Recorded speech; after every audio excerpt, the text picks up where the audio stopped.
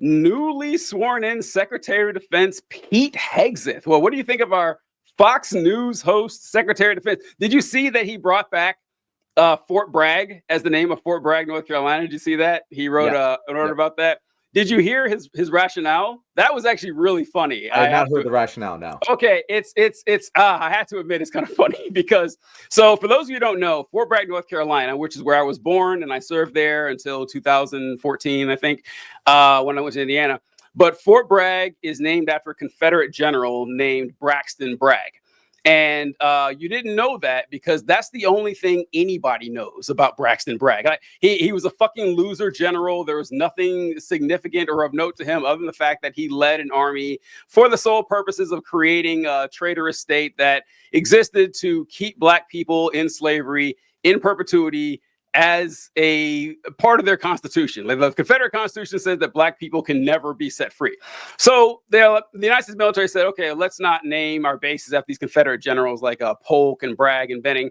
So the rest of the bases got names. They named it after somebody else, like Fort, Bensavita or something like that. But for Fort Bragg, they changed it to Fort Liberty. Like after the concept of liberty, like that, not after a person, which sounds shitty and lame. I hated that. Also weird for a military base. Like, well, no, I mean, come on, this is the military that liberates all the people around the world, And so they changed to Fort Liberty, shitty name. Like I hate saying it, it sounds awful. But now it's Fort Bragg again. But it's not named after Braxton Bragg. It's named after some private in World War II who won an award for like driving an ambulance through German fire or something like that. And yeah, so they named it Fort Bragg again, but it's not named after the Confederate general. And I said, you know what? Points for being clever. I got to tell you. That's exactly what I thought. I have to admit.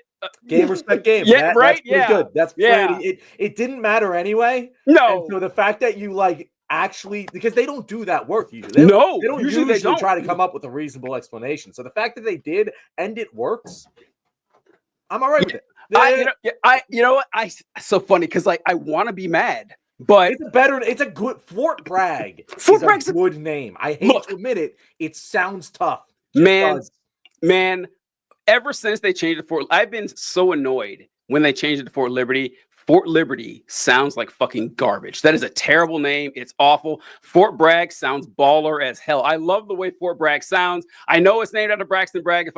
And look, in fact, I still called it Fort Bragg on occasion because it's just like that. It's what we all called it, and now it's Fort Bragg again. It's too bad that it shares in Confederate, but fine. If we want to be technical about it, it's named after. We know why you did it, but whatever, fine. But you're right, game recognized game. I had to give him points on that. So, where do we think he's going to last in the Trump administration? What do you think, John? I would say so. I would maybe put him in the eternal loyalist camp because I think that is what he would do. I don't think that he's skilled enough to not get forced out. Like, I think at some point this alcoholic serial sexual assaulter is going to do something that gets him forced out.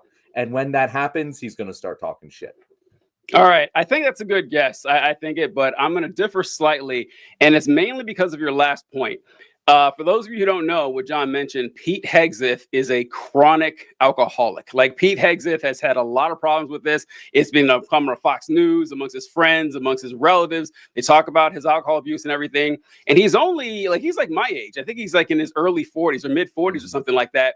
And, he's graying pretty bad already. He's always working out. He's in great shape, but I don't think his heart's going to be able to keep up with this. So I am going with our first dies like a dog.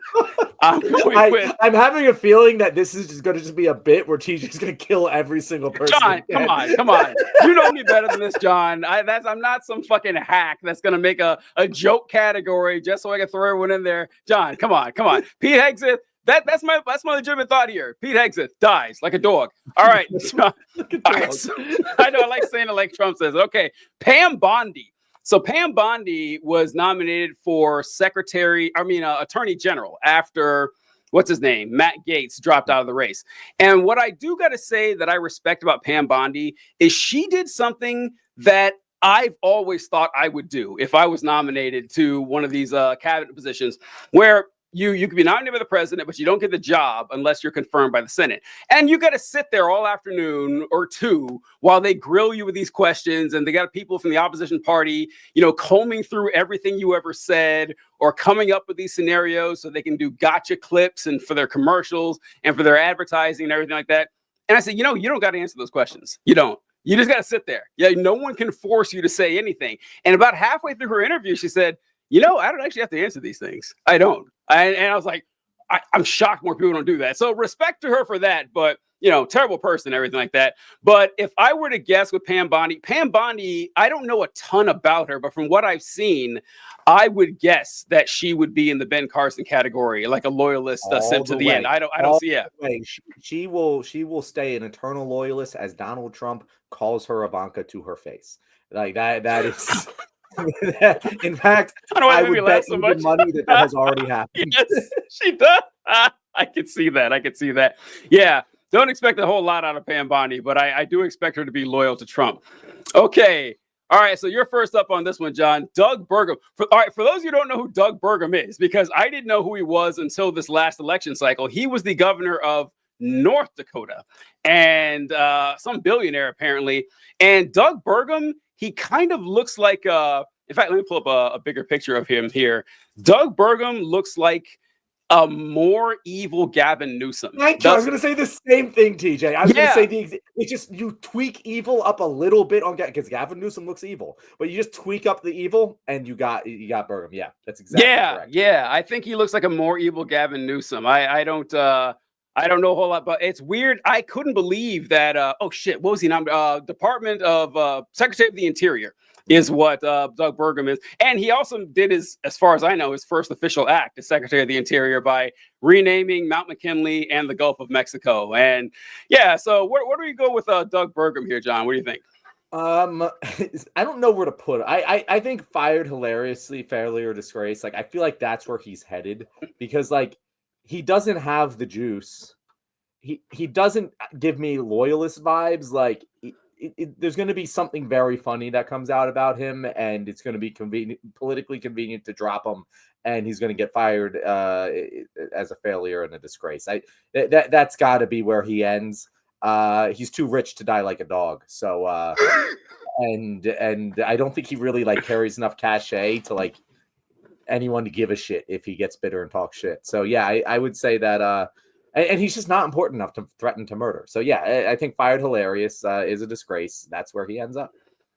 Well, all right. So Doug Burgum was an interesting cat. I didn't know a whole lot about him, but I want to show a picture of him to all you guys and to John too to my point here.